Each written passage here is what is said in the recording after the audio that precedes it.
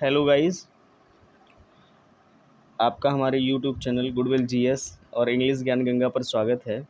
और most awaited video जो हमारे भारत की अर्थव्यवस्था से संबंधित, भारत में पंचवर्षीय योजनाएं जो हैं इनसे संबंधित जो मोस्ट अवेटेड वीडियो थी वो आपके सामने आज प्रस्तुत की जा रही है। और आप इसमें जो भी कुछ तथ्य हैं वो कई स्रोतों से लिए गए हैं और आप इसको ध्यान से पढ़िए, समझिए और नोट्स में जो है लिख लीजिए, नोट्स बनाइए, ताकि किसी भी प्रकार से इससे पूछे गए प्रश्न गलत ना होने पाएँ। तो चलिए देखते हैं भारत में पंचवर्षीय योजनाएं। ठीक, तो भारत में पंचवर्षीय योजनाएं जो शुरू की गई थी, ठीक है, वह किसके आधार पे शुरू की गई थी? तो योजना आयोग के आधार पे। यानी योजना आयोग का काम था कि वह 5 वर्ष के लिए जो है एक रोल प्लान तैयार करे। योजना आयोग का यही काम था कि वह 5 वर्ष के लिए एक रोल तैयार करे, जिससे ठीक है 5 वर्ष में विभिन्न क्षेत्रों में ठीक विकास रूपी कार्यक्रम किए जाएं। ठीक है, और जो है गरीबी उन्मूलन हो, विकास रूपी कार्यक्रम हो, जो आधारभूत ढांचे हों उनका निर्माण हो, ठीक है, इत्यादि योजनाएं, मतलब इत्यादि जो कार्यक्रम चलाए जाएं वह योजनाओं के माध्यम से या पंचवर्षीय योजनाओं के माध्यम से चलाए जाएं। तो यह योजना आयोग का काम था, ठीक, जो 1950 के दशक में गठित किया गया था। और आप लोगों को पता ही है कि योजना आयोग जो है अब क्या हो गया है, नीति आयोग हो गया है। और कब से ये बदल दिया गया? तो 1 जनवरी 2015 से ठीक है इसका नाम अब हो गया है नीति आयोग। इससे पहले योजना आयोग था। तो अभी तक जो कुल योजनाएं बनाई गई थी योजना आयोग द्वारा, 12 योजनाएं थी, ठीक है। और उन 12 योजनाओं को हम लोग पढ़ेंगे, 12 पंचवर्षीय योजनाओं को पढ़ेंगे। हालांकि आज के वीडियो में हम 5 पंचवर्षीय योजनाओं को कवर करने वाले हैं, ठीक है, 5 पंचवर्षीय योजनाओं को। और एक इसमें 3 वार्षिक योजना है और एक अनवरत योजना है, ठीक है। तो इस तरह से एक अनवरत योजना और 3 वार्षिक योजनाओं को कवर करेंगे इसमें। तो चलिए शुरू करते हैं हम। प्रथम पंचवर्षीय योजना 1951 से 1955 तक, ठीक है। प्रथम पंचवर्षीय योजना कब शुरू की गई थी? 1951 में। और ये कब तक चली थी? 1955 तक चली थी, ठीक है, 55 तक चली थी। इसमें जो मुख्य तथ्य हैं ये क्या है? तो भारत की पहली पंचवर्षीय योजना 1 अप्रैल 1951 को लागू की गई, ठीक है, 1 अप्रैल 1951। याद रखिए कि जो भी योजनाएं लागू होती थी, ठीक, उनका जो वित्तीय वर्ष होता था, प्रत्येक 5 वर्ष में 5 वित्तीय वर्ष, और वह 1 अप्रैल से शुरू होकर और कब? अगले वर्ष, ठीक है, 31 मार्च तक चलती थी। 31 मार्च तक, 1 अप्रैल से लेकर 31 मार्च। तो ये पहली पंचवर्षीय योजना थी जो 1951 में लागू की गई थी, ठीक है। और यह योजना डोमर समृद्धि मॉडल पर आधारित थी। तो ये प्रश्न पूछा गया है कई बार कि पहली पंचवर्षीय योजना किस मॉडल पर आधारित थी? तो डोमर समृद्धि मॉडल। उसमें डोमर मॉडल भी लिखा होगा, वह भी आपको सही लगेगा उत्तर, और सही उत्तर वह भी है, ऐसा नहीं है, ठीक है। तो डोमर समृद्धि मॉडल या डोमर मॉडल पर लागू की गई थी ये पहली पंचवर्षीय योजना। फिर इस योजना की मुख्य प्राथमिकता क्या थी? तो इस योजना की मुख्य प्राथमिकता कृषि एवं सिंचाई क्षेत्र थी। पहली जो प्राथमिकता थी इसकी, ठीक, कृषि और सिंचाई। क्योंकि आज़ादी के बाद भारत को जो है विरासत में कुछ नहीं मिला था, केवल भूखमरी मिली थी, ठीक, और एकदम समाप्त हुई यहाँ की आर्थिक स्थिति मिली थी। आई बात समझ में? केवल भारत में व्यावसायिक कृषि को ही बढ़ावा दिया गया था, जिसमें चाय की खेती हो गई, नील की खेती हो गई, इत्यादि ही लोग कर रहे थे।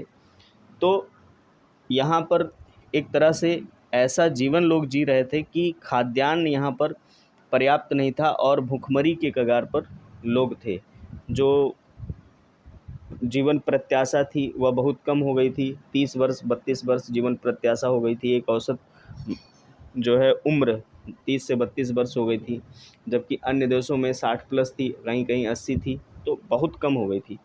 इसलिए यहाँ की मुख्य प्राथमिकता पहली पंचवर्षीय योजना में क्या रखी गई? कृषि और सिंचाई। फिर अगला बिंदु है कि इसी योजना के तहत 1952 में सामुदायिक विकास कार्यक्रम एवं 1953 में राष्ट्रीय प्रसार सेवा प्रारंभ की गई।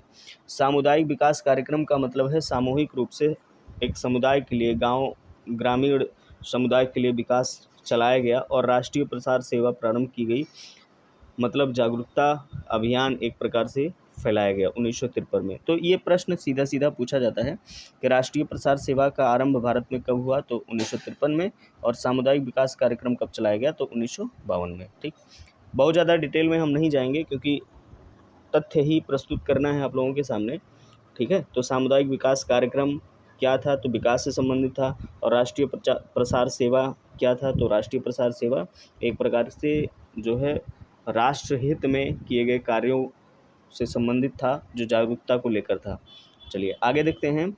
सकल घरेलू उत्पाद का लक्ष्य 2.1% था। जो सकल घरेलू उत्पाद का लक्ष्य रखा गया था वह कितना था? 2.1%। ठीक है, यानी जो वृद्धि दर था, ठीक, वह लक्षित रखा गया था कि हम 2.1% रखेंगे और हमारा प्रयास रहेगा कि हम पूरा प्राप्त करें। लेकिन जो प्राप्त वृद्धि दर थी वह 3.6% थी।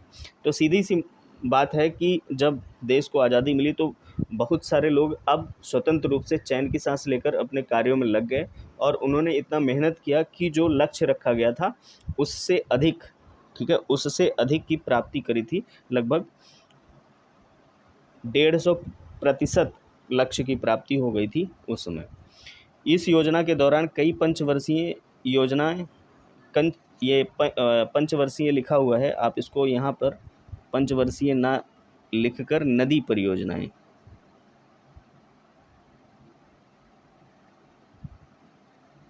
कई नदी परियोजनाएं, ठीक है, ये नदी परियोजना है। नदी परियोजनाएं जैसे भाखड़ा, नांगल, हीराकुंड तथा दामोदर घाटी जैसी सिंचाई परियोजनाएं शुरू की गई। यानी पहली पंचवर्षीय योजना के दौरान ही भाखड़ा, नांगल, हीराकुंड, दामोदर घाटी जैसी सिंचाई परियोजनाएं शुरू की गई जो नदियों पर बनाई गई थी, इसलिए इनको नदी परियोजनाएं भी कहते हैं।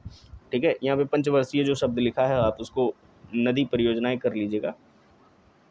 और जो पहली जो योजना पंचवर्षीय योजना थी, इसके अध्यक्ष कौन थे? तो पंडित जवाहरलाल नेहरू, और उपाध्यक्ष थे गुलजारी लाल नंदा। याद रखिए, योजना आयोग का जो अध्यक्ष होता था, ठीक है, वो पदेन होता था और वही अध्यक्ष होता था पंचवर्षीय योजनाओं का।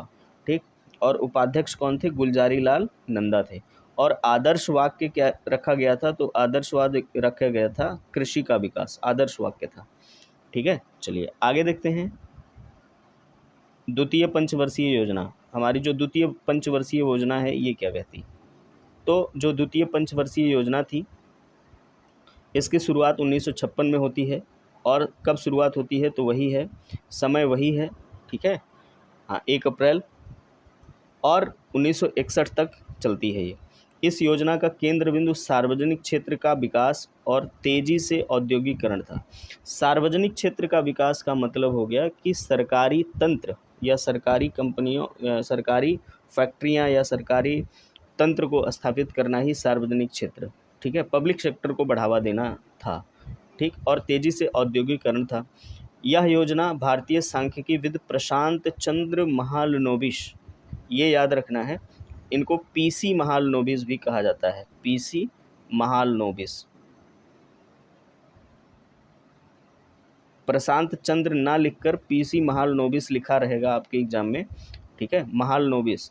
तो पीसी लिखा रहेगा उसी को लगाना, कहीं आरसी भी लिखा हो सकता है, केसी लिखा हो सकता है, महालनोबिस सब में रहेगा, तो जिसमें पीसी लिखा होगा वही उत्तर सही होगा।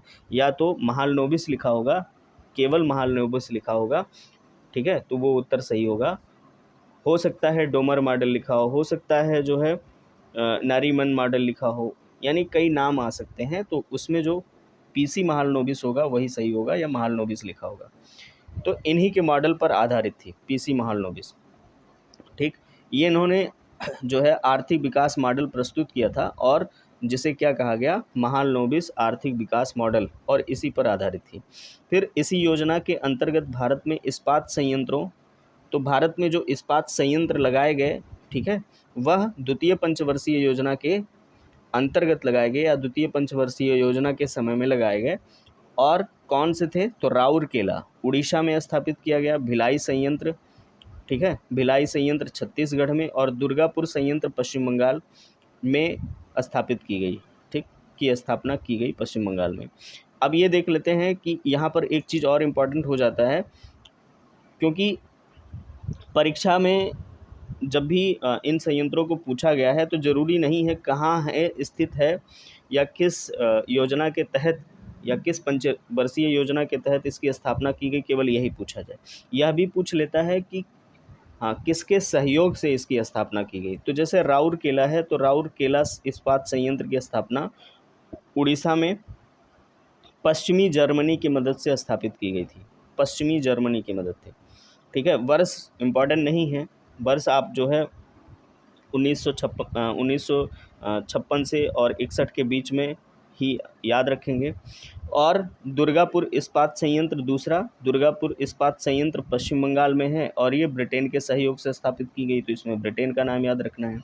भिलाई इस्पात संयंत्र छत्तीसगढ़ में, तो ये रूस के सहयोग से स्थापित की गई, इसका नाम याद रखना है, ठीक है। तो ये जो विदेश हैं, यानी जो दूसरे देश हैं, इनके सहयोग से जो स्थापना हुई है, ये इम्पॉर्टेंट फैक्ट है, इसको आप याद रखेंगे, ठीक। चलिए आगे देखते हैं। द्वितीय पंचवर्षीय योजना के अंतर्गत ही, द्वितीय पंचवर्षीय अर्थात इसी पंचवर्षीय योजना के अंतर्गत ही, ठीक है, चेन्नई के उपनगर पेरम्बोर में इंटीग्रल कोच फैक्ट्री की स्थापना की गई। ये इंटीग्रल कोच फैक्ट्री क्या थी, रेल कारखाना थी, ठीक है, उसी में जो है मतलब इसकी स्थापना की गई इसी योजना के तहत। फिर इसी योजना के तहत पश्चिम बंगाल में आसनसोल में चित्तरंजन लोकोमोटिव की स्थापना की गई, ठीक है। तो आसनसोल कहाँ है, पश्चिम बंगाल में, और चित्तरंजन लोकोमोटिव की स्थापना की गई द्वितीय पंचवर्षीय योजना के दौरान ही। तो ये दोनों इंपॉर्टेंट फैक्ट हैं जिनको आप याद रखना है। फिर इसी पंचवर्षीय योजना के तहत सरकार ने घरेलू उद्योगों की रक्षा के लिए आयात पर शुल्क आरोपित किया, यानी जो अंग्रेजों ने आयात पर कर, ठीक है, कम लगाया था, इस पंचवर्षीय योजना के तहत जो नई नवेली सरकार बनी थी, जिसको अभी मतलब कुछ ही वर्ष हुए थे, व्यतीत हुए, तो उसने जो भी आयात की जाती थी वस्तुएं, उन पर आयात शुल्क लगा दिया, ताकि उनका आयात कम हो भारत में, और जो भारत में घरेलू उद्योग हैं वो फले फूलें, ठीक है, उनका विकास हो। और ये एक बहुत सकारात्मक कदम माना जाता है इस दृष्टिकोण से। फिर इस योजना की लक्षित वृद्धि दर 4.5% थी, जबकि वास्तविक विकास दर अपेक्षा से थोड़ी कम, यानी 4.27% थी। 4.5 थी, और जो प्राप्त की गई दर थी वह कितनी थी, 4.27% ही थी, ठीक है। चलिए आगे देखते हैं। अगला है हमारा तृतीय पंचवर्षीय योजना। अगली जो योजना है तृतीय पंचवर्षीय योजना।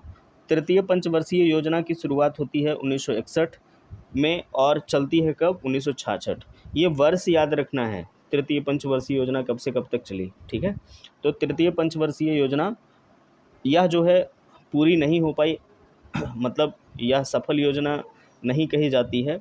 क्यों, क्योंकि तमाम प्रकार की जो है इसके सामने परेशानियां आती रहीं, जैसे युद्ध हो गया, भारत चीन युद्ध, भारत पाक युद्ध, और सूखा भी पड़ा था, ठीक है। तो इसलिए जो है यह योजना सफल नहीं रही। लेकिन भारतीय अर्थव्यवस्था को आत्मनिर्भर, आपको हो सकता है थोड़ा सा डल दिखे, प्रयास मैंने ये किया था, लेकिन पेन नया होने की वजह से, ठीक है, थोड़ा सा पतला चला है, लेकिन आत्मनिर्भर, यहाँ पे आत्मनिर्भर व स्वतः स्फूर्तिवान, ये स्फूर्तिवान लिखा है, बनाए जाने पर जोर दिया। यानी तृतीय पंचवर्षीय योजना में भारत को आत्मनिर्भर और स्फूर्तिवान, यानी एक्टिव बनाए जाने पर जोर दिया गया, कि भारत के लोग जो है स्फूर्तिवान बने, ठीक है, एक्टिव रहें और आत्मनिर्भर बने।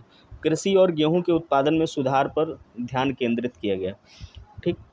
कृषि में गेहूं के उत्पादन पर अत्यधिक ध्यान दिया गया, और इसी पर जो है अपना केंद्र बिंदु लगाया गया। आपको याद होगा कि तृतीय पंचवर्षीय योजना के दौरान ही, ठीक है, ये जो भारत के पहले प्रधानमंत्री थे पंडित जवाहरलाल नेहरू, उनकी मृत्यु होती है और वो आते हैं, क्या नाम है उनका, लाल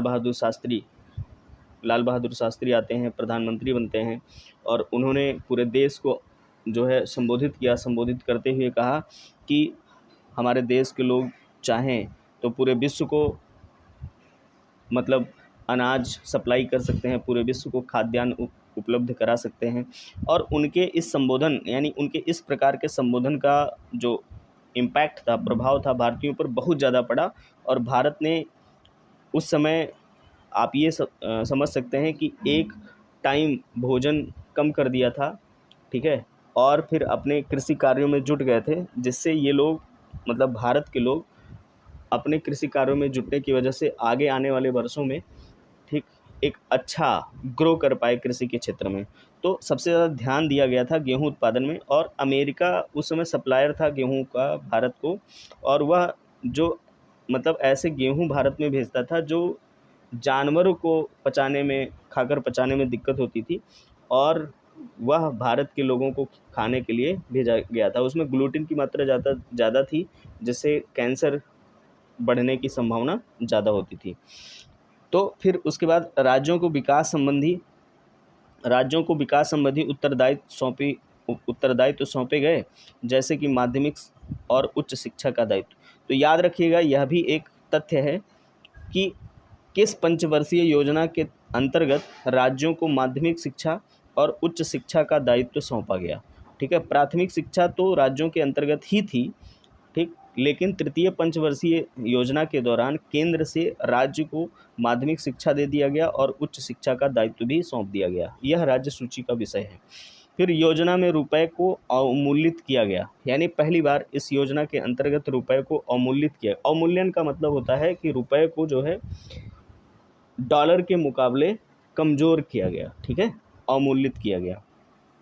फिर अगला बिंदु है भारत चीन युद्ध 1962, यही है, भारत चीन युद्ध 1962 और भारत पाक युद्ध 1965। भारत चीन युद्ध कब हुआ? 1962 में। भारत पाकिस्तान युद्ध कब हुआ? 1965 में। और 1965 और 66 के दौरान भीषण सूखा पड़ने के कारण यह योजना असफल रही, यानी यह योजना सफल नहीं हो पाई। क्यों नहीं हो पाई? क्योंकि 1962 में भारत के साथ चीन युद्ध हुआ और 1965 में फिर भारत पाकिस्तान का युद्ध हुआ, ठीक। और जैसे ही भारत पाकिस्तान का युद्ध समाप्त हुआ, तुरंत एक संकट और आ गया, और वो क्या हुआ कि भारत के उत्तर क्षेत्र में भीषण सूखा पड़ गया, और सूखा पड़ने के कारण ही जो लक्षित वृद्धि दर थी वह प्राप्त नहीं हो सकी, यानी उसका आधा भी नहीं प्राप्त हो सकी। तो लक्षित वृद्धि दर कितनी थी? 5.6% थी, और वास्तविक विकास दर कितनी रही? केवल 2.4 रही। इस तरह से यह जो तृतीय पंचवर्षीय योजना थी, यह असफल पंचवर्षीय योजना मानी जाती, ठीक।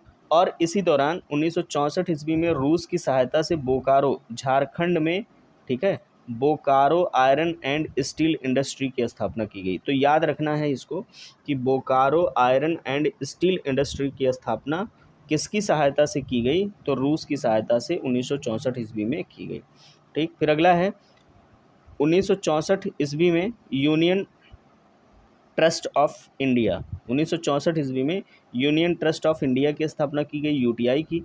और जो है उसी समय ही industrial development bank of India की स्थापना की गई, आईडीबीआई, ठीक है। यूटीआई और आईडीबीआई दोनों की स्थापना 1964 में ही की गई, ठीक। तो ये जो industrial development bank of India है, इसकी स्थापना उद्योगों को बढ़ावा देने के लिए की गई थी, ठीक है। इसका नाम ही industrial development bank of India है, ठीक। तो आईडीबीआई। चलिए आगे देखते हैं, अगला तथ्य है हमारा, अगला बिंदु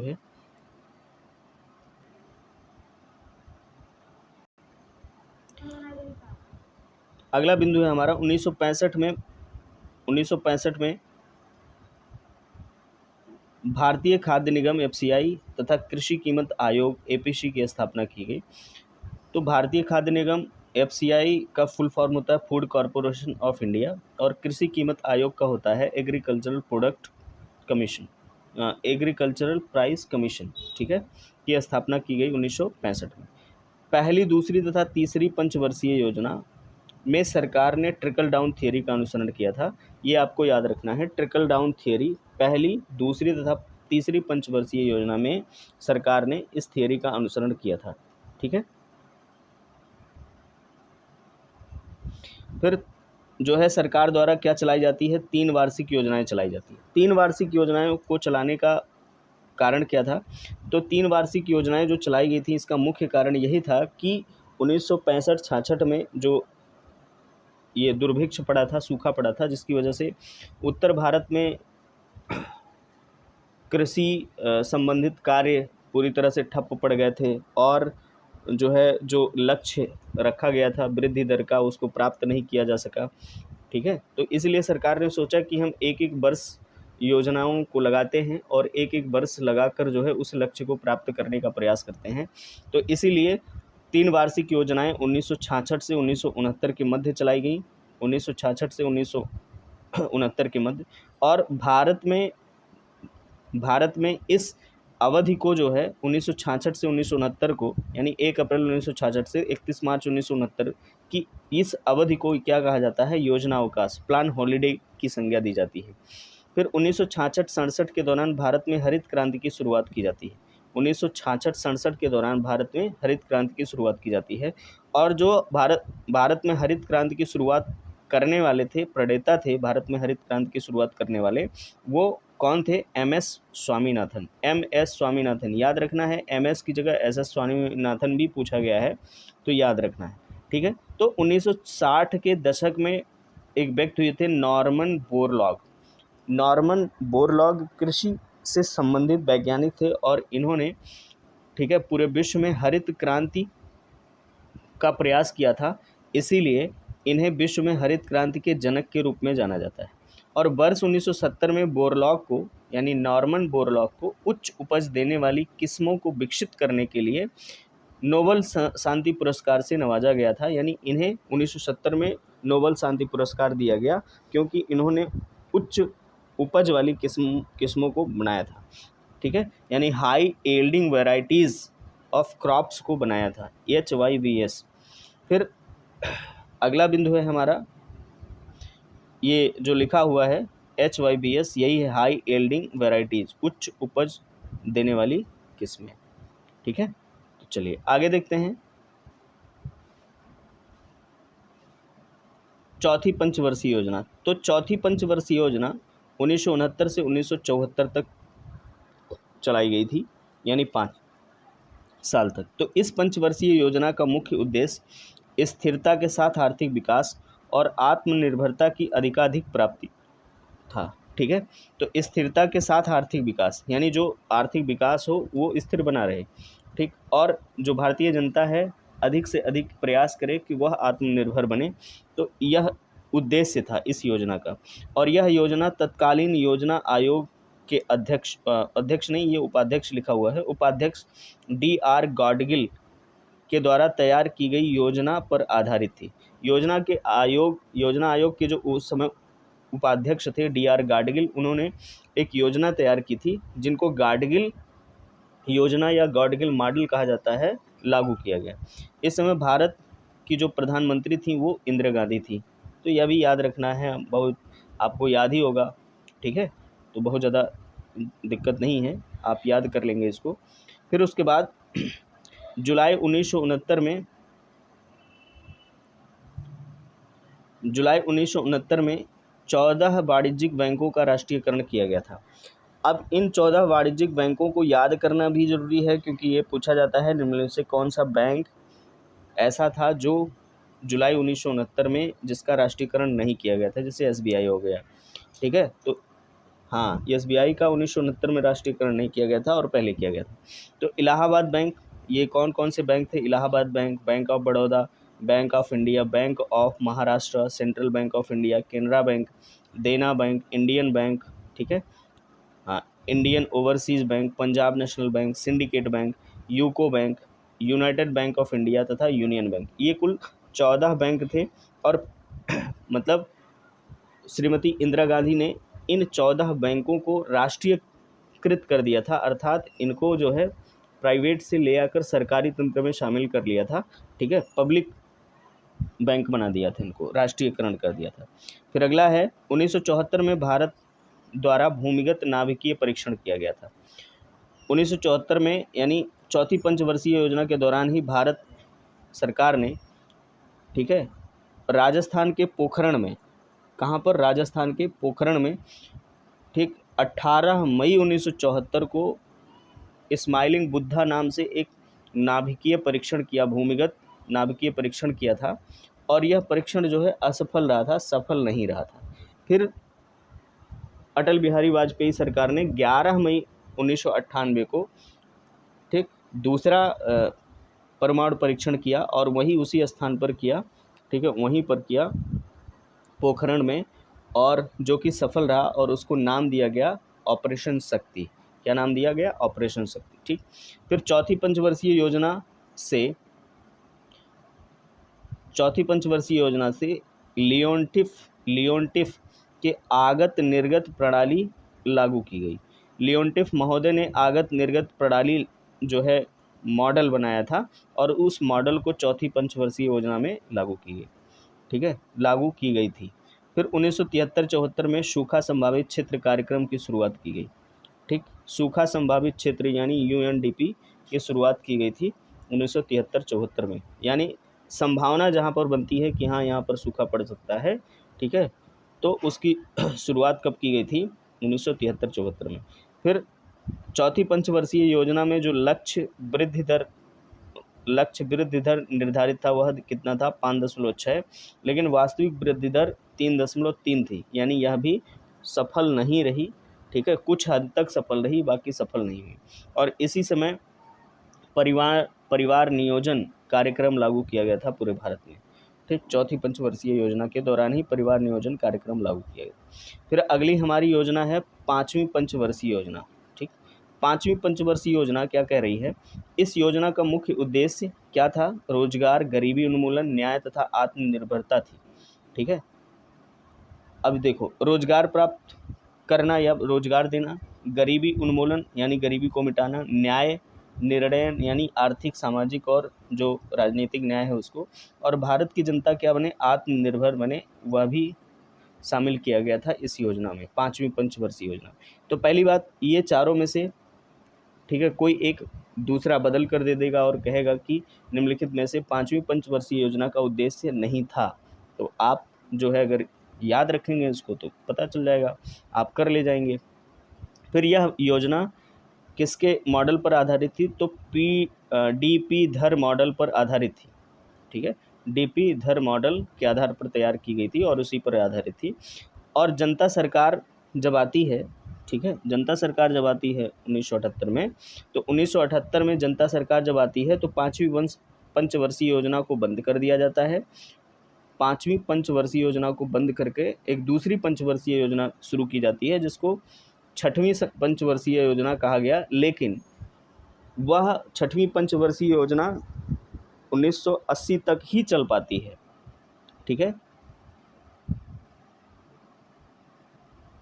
1980 तक ही चल पाती है, और नाम क्या दे दिया गया उसको? अनवरत योजना। ठीक है, आगे आएगा अनवरत योजना।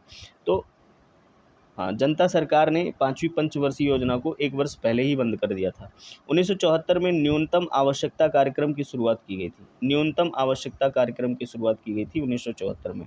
ये प्रश्न जो है जब आता है तो बड़ा कन्फ्यूज करता है कि न्यूनतम आवश्यकता कार्यक्रम की शुरुआत कब की गई थी? तो पाँचवीं पंचवर्षीय योजना में 2 अक्टूबर 1975 को क्षेत्रीय ग्रामीण बैंकों, ठीक है, की स्थापना की गई थी। क्षेत्रीय ग्रामीण बैंकों की स्थापना, जैसे आरआरबी का मतलब क्षेत्रीय ग्रामीण बैंक होता है। ठीक, तो ये 2 अक्टूबर 1975 को लागू किया गया था, शुरुआत की गई थी। जैसे मान लो क्षेत्रीय ग्रामीण बैंक कौन से हैं? जैसे ग्रामीण बैंक उत्तर प्रदेश में है, ठीक है, जिला सहकारी बैंक, ग्रामीण बैंक, ये क्षेत्रीय ग्रामीण बैंक के नाम से जाने जाते हैं। और इनकी शुरुआत कब की गई थी? 2 अक्टूबर 1975 को। फिर 1977-78 में काम के बदले अनाज कार्यक्रम की शुरुआत की गई थी, यानी काम करो और अनाज लेके जाओ। ठीक है, 1977-78 में इस प्रकार की शुरुआत की। केंद्र सरकार ने 1977-78 में ही अंत्योदय योजना को लागू किया, और कहाँ पर लागू किया सबसे पहले, तो राजस्थान में लागू किया था। केंद्र सरकार ने राजस्थान में 1977-78 में, ठीक, अंत्योदय योजना को लागू किया था, या अंत्योदय योजना शुरू की गई राजस्थान में। चलिए आगे देखते हैं, अगला बिंदु है हमारा अनवरत योजना। ठीक, अनवरत योजना, तो अभी हमने बताया अनवरत योजना क्या थी। तो जब जनता सरकार आई और जनता सरकार ने 1978 में अपनी सरकार बनाते ही 5वीं पंचवर्षीय योजना को समाप्त कर दिया। एक वर्ष पहले ही उसको बंद कर दिया, समाप्त कर दिया, और एक नई योजना चलाई, ठीक है, जिसको आप कह सकते हैं कि छठी पंचवर्षीय योजना थी। लेकिन छठी पंचवर्षीय योजना 1980 तक ही चल सकी, और जैसे ही कांग्रेस की सरकार बनती है 1980 में, तुरंत उसने, ठीक है, जनता सरकार की इस नई पंचवर्षीय योजना को बंद कर दिया, ठीक, और अपनी फिर से जो है छठी पंचवर्षीय योजना कार्यक्रम को शुरू किया था। तो जनता सरकार द्वारा 5वीं पंचवर्षीय योजना को एक वर्ष पहले ही समाप्त कर एक नई पंचवर्षीय योजना 1 अप्रैल 1978 को पेश किया गया, जिसकी संज्ञा क्या रही, अनवरत योजना रही। इस योजना का प्रतिपादन गुनार मिर्डल ने किया था, ये याद रखना है। इस योजना का प्रतिपादन गुनार मिर्डल ने किया था, और भारत में इसको 5वीं पंचवर्षीय योजना के दौरान जो योजना आयोग के अध्यक्ष थे, यानी जब 5वीं पंचवर्षीय योजना लागू की गई थी, तो उसमें जो योजना आयोग के अध्यक्ष थे वो कौन थे, प्रोफेसर D.T. लकड़वाला, ठीक है, उन्होंने ही इस योजना को, यानी अनवरत योजना को लागू किया था 1978 में। ठीक, फिर अगला बिंदु है 1979 में ग्रामीण युवा रोजगार प्रशिक्षण कार्यक्रम की शुरुआत की गई। 1979 में ग्रामीण युवा रोजगार प्रशिक्षण कार्यक्रम की शुरुआत की गई। ठीक, इसको क्या बोलते हैं, ट्राइजेम की शुरुआत की गई, जिसे 1999 ईस्वी में स्वर्ण जयंती ग्राम स्वरोजगार योजना में शामिल कर लिया गया। ग्रामीण युवा रोजगार प्रशिक्षण कार्यक्रम की शुरुआत 1979 में की गई, और 1999 ईस्वी में इसे स्वर्ण जयंती ग्राम स्वरोजगार योजना में शामिल कर लिया गया था।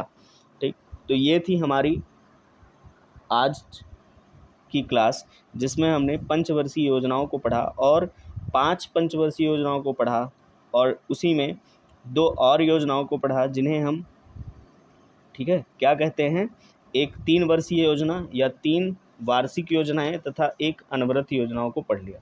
हमारे दूसरे क्लास में, ठीक है, इसके दूसरे हिस्से वाले पार्ट में या दूसरे क्लास में हम लेकर आएंगे छठी पंचवर्षीय योजना से लेकर 12वीं पंचवर्षीय योजना तक। ठीक, जो भी तथ्य रहेंगे उसको हम आपको पहुंचाने का प्रयास करेंगे। और आज के लिए इतना ही। यदि आप वीडियो पर नए हैं तो please do subscribe the channel, और अपने बहुमूल्य कमेंट ज़रूर रखिए कमेंट बॉक्स में। ठीक, अपने सुझाव कोई हो तो आप दे सकते हैं। तो आज के लिए इतना ही, ठीक है। जय हिंद, जय भारत।